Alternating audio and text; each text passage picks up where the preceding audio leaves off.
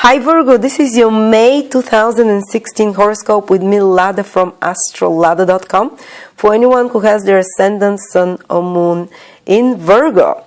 And let me start by saying that there is a lot of supportive energy for you Virgos. You're an earth sign and there are a lot of planets in earth sign, especially in your 9th house and in your 5th house as well, that are helping you, and in your own sign in Virgo. So the earth energy is very strong this month, and planets in the same element as you, Earth, they tend to be supportive. They send harmonious aspects, so they allow things to flow more smoothly. And if there is any more serious complications that are happening in your life, they possibly are coming from maybe your sun, moon sign, or maybe from your ascendant sign. And it's good to listen also to the prediction of those. And now at the end of the video, I'll also give you some specific days for only those people that I mentioned, born on those days. So with those degrees, sun or ascendant, they will feel that influence in particular.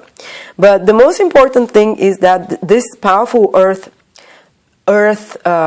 energy is going to inspire you, because those three planets, Sun, Mercury and Venus, will be in your 9th house. And the 9th house is considered the house of inspiration, the house of meaning, seeing the bigger picture.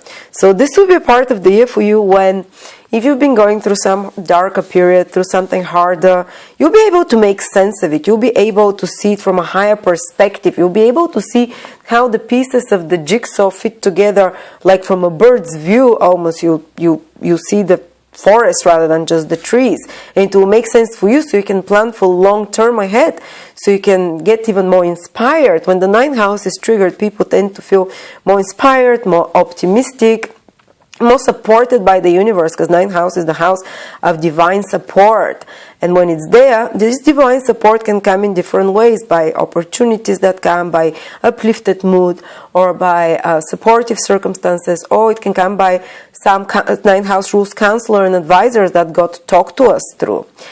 Basically, might be, even if it's a friend, or even if it's an older figure, doesn't matter. Someone that you know, because sometimes God talks to us through others. So those people that appear in your life now, they might be saying a really wise words of counsel for you. So listen to what they're saying and take into consideration that, because God is trying to talk to you through them. And it's a good time also to search for, you know, if you can't find the inspiration within yourself, you can find it through other sources, through inspirational books, or through biographies, or through inspirational figures, or from YouTube videos, or from higher knowledge like astrology. Something that connects you to a higher purpose, something that gives you bigger meaning to see the bigger picture. And these moments are so important when the 9th house is triggered. I've always noticed when it happens for me and for clients of mine, they kind of put things in perspective, and it brings them more peace of mind and more belief into the future. And this is exactly the fuel we need to move ahead, to move forward, and to feel, you know, to wake up with a reason in the morning. But you'll be also reevaluating some of your goals for the future and some of your plans for the future, because Mercury is moving retrograde, and Mercury is your planet, Virgo. It rules you. So, you know, you'll be seeing things from a different perspective. When your planet is moving backwards, is moving in a different direction, you start seeing things from a different angle, so to speak, and you start having some, you know, moments of realization, and you might have to plan differently. If you've had certain plans, that you might have to change them, to readjust them to this higher perspective, to this bigger side of the whole plan that you saw. And you should not feel bad about that or frustrated. We sometimes have to redo things over and over.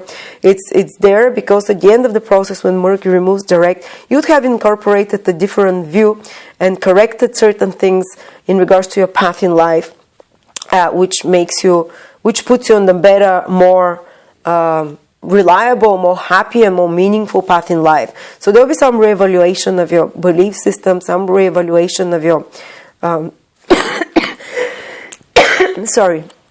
of your long-term perspective, which is the 9th house. And 9th house rules matters of travel, foreign countries. You might have to be very careful with such documents, or such, if you're arranging such matters.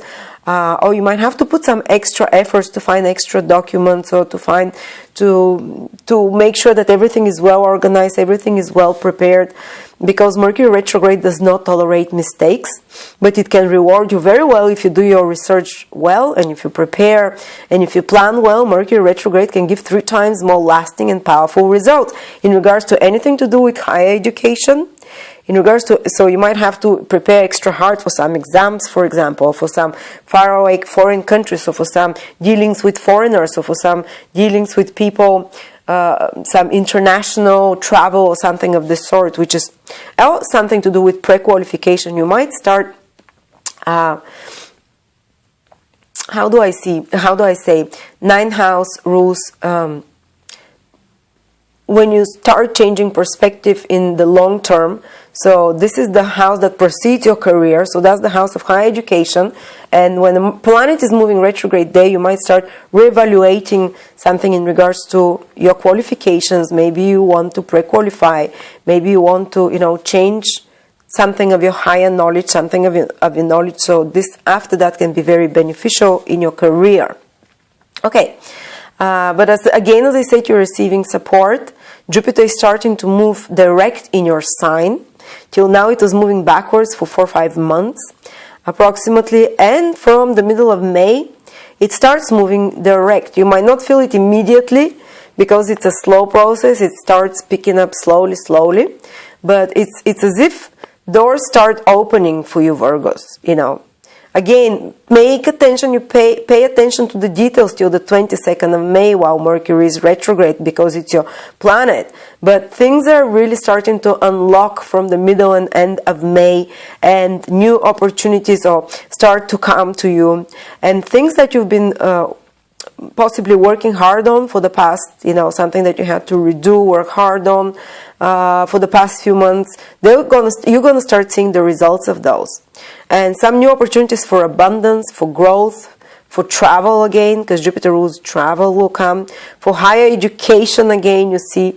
But this is all a gradual process throughout the whole of May. And towards the end of May, you're going to start seeing the results, and you're going to start seeing a clearer picture. Your head is going to start getting clearer as well from the end of May, the last week of May, so to speak.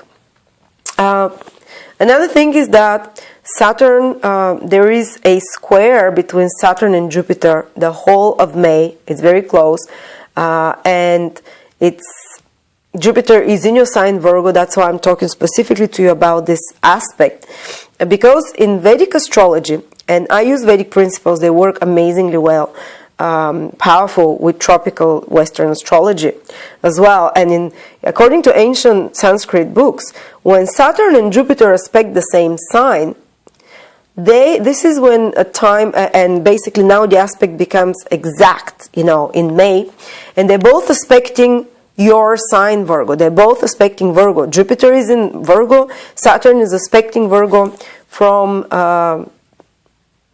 the 4th house, and it's a full 100% aspect from Saturn. So Western astrologers say it's a tough period, you have to be very careful, things progress slowly. Yes, there is like this slow progress, but these are the 2 planets of manifestation, of making things happen. And when they aspect the same sign together, this is when tangible, real things start manifesting in one's life.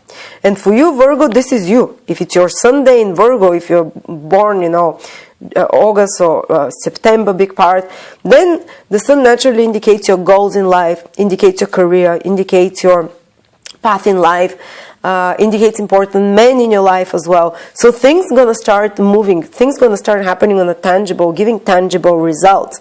And I would think that by July you'd be seeing those results. But it's almost like brewing up in May.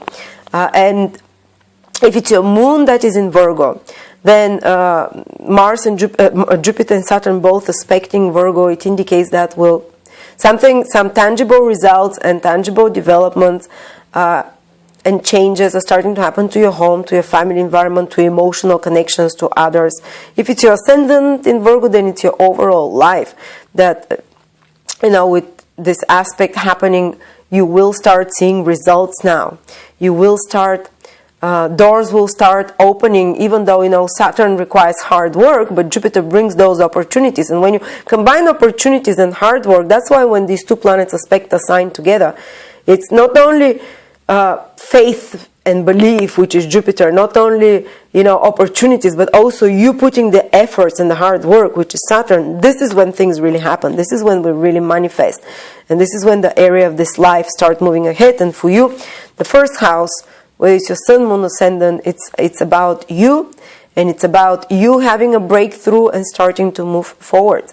But it might be a bit intense, especially people that are born at those, from 12 to around 16, 17 degrees with sun or moon in Virgo, which means that they're born, if it's your sun, moon, or ascendant in Virgo, which means that basically if you're born from around the 5th of September to around the 9th, 10th of September, Saturn is making this square aspect towards you, making you work harder, making you put more back into it, making you, demanding from you more, but at the same time, again, I repeat, those extra efforts will be paid off. And you might feel, if you're born around those days, a little bit disheartened, a little bit because of the extra pressure from Saturn, but Jupiter keeps bringing you also opportunities. And then we continue, because Mars is also retrograde in your 4th house. So that's, the 4th house is family, it's your private life. So there's a lot of push and pull from different directions, but there's also a lot of support from Virgo. Like I started this video at the beginning, there's a lot of support from those Earth planets there. You starting to see things clearer, getting inspiration what to do. And Mars being retrograde in your 4th house, of course, it can create certain complications with your family, with your personal life, that again, you have to put extra efforts. Retrograde planet is about extra efforts, but you're already, because Jupiter is moving direct in your sign, you already are finding the strength for that. You're already finding new resources, new creative ideas how to deal with that. And if you want to hear more in depth what Mars retrograde in your 4th house can bring us out of physical events in your life, watch the video for April. I speak there in depth about Mars retrograde in your 4th house in Sagittarius. I don't want to repeat it again. I'm a bit sick, as you can hear, so I don't have so much fuel in me. But go watch the April video to understand fully what this situation means. So thank you very much, Virgos. Subscribe to my channel, follow me on YouTube as well. Follow me on YouTube, subscribe to my like my Astrolada Facebook page, where I do daily posts, where I do daily articles and competitions with me, which you can win to get a free reading with me or with one of my psychics. And thank you very much, and I'll see you next month.